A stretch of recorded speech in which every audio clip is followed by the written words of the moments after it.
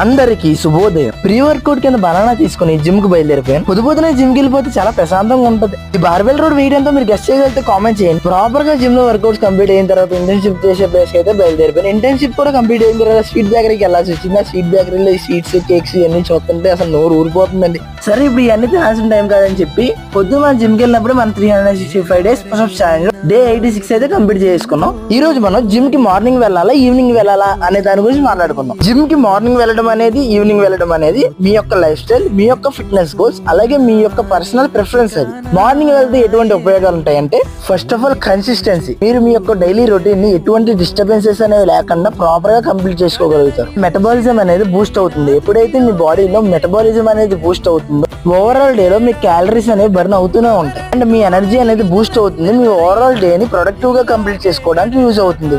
ఈ టాపిక్ గురించి ఒక ప్రాపర్ లాంగ్ వీడియో చేస్తాను. అంతవరకు సెలవు, బాయ్ బాయ్.